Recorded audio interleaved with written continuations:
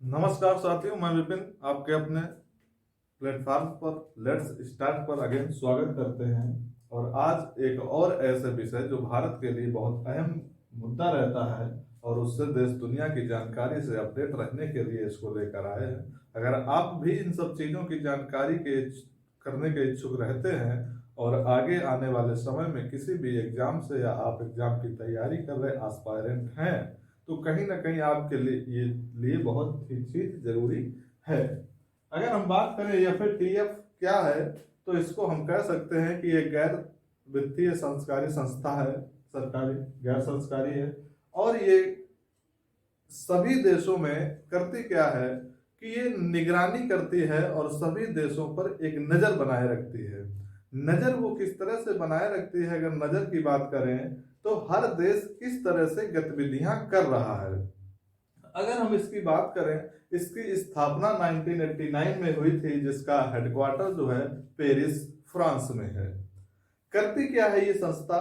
अगर किसी भी देश को विकास करना होता है तो उसके लिए कम से कम 40 पॉइंट रखे होते हैं। और वो 40 पॉइंट जो होते हैं, जैसे उसको हर चीज पर खरा उतरना होता है। जैसे हम पेपर में पास होते हैं तो पास होने के लिए हमारे लिए 10 या 12 जो सब्जेक्ट होते हैं, सभी में एक मिनिमम नंबर लाना जरूरी होता है। तो वैसे ही 40 टास्क होते हैं और 40 टास्क में कम से कम हमें 30 से ज्यादा टास्क पूरे करने होते हैं।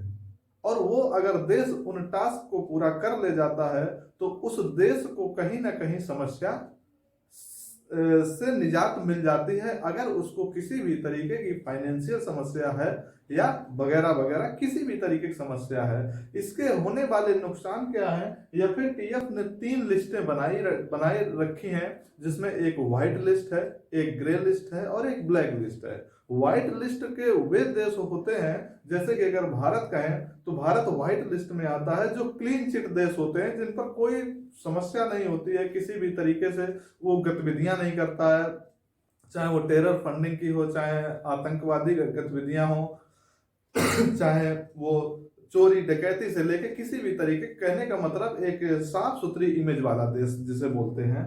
दूसरा आता है ग्रे लिस्ट। ग्रे लिस्ट में हम बात करें, इस समय पाकिस्तान पड़ा हुआ है, और पाकिस्तान की बात करें तो लगातार 2018, 19, 20, 21 और 22 में निकलने वाला था ग्रे लिस्ट में, लेकिन अगेन उसको नहीं निकाला गया, क्योंकि इसकी गतिविधियां जो रहती है वो टेरर फंडिंग से लेके मनी लॉन्ड्रिंग से लेके, मतलब काले धन को सफेद धन करना, इस तरह की इसकी गतिविधियां अक्सर बनी रहती हैं। और ये अपनी इमेज में साफ सुथरा देश नहीं है, इसलिए एफएटीएफ ने इसको ग्रे लिस्ट में ही रखा है। ब्लैक लिस्ट की बात करें, ये ऐसे देश होते हैं जो दूसरे की नजर में इनकी बहुत ही छवि खराब होती है अन्य देशों की अपेक्षा, और इनको ब्लैक लिस्ट में रखा गया। ब्लैक लिस्ट की बात करें, सोमालिया हो गया, ईरान हो गया, कोरिया हो गया, ये देश ब्लैक लिस्ट में है। अगर ब्लैक लिस्ट की हम बात करें तो इनसे फायदा क्या होता है, तो अगर हम आपसे फायदे की बात करें, अगर ये देश व्हाइट लिस्ट में है तो किसी भी देश के साथ अपना किसी भी तरीके का समझौता बरकरार रख सकते हैं,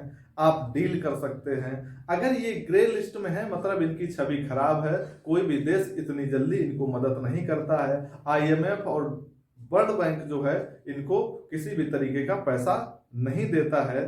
और अगर आप व्हाइट लिस्ट में हैं तो कोई भी देश अपने व्यापार को बहुत अच्छे से चला सकता है। और आईएमएफ हो गया और वर्ल्ड बैंक जो हो गया, इनको ये जो देश की उच्च स्तरीय बैंक हैं वो इनको आसानी से पैसा मुहैया करा देती हैं। तो ये एफएटीएफ का मेन सिस्टम था। तो देश के लिए अगर डेवलप में कहीं ना कहीं जरूरी है तो एफएटीएफ में हमें व्हाइट लिस्ट में रहना किसी भी देश के लिए बहुत ही ज्यादा जरूरी होता है।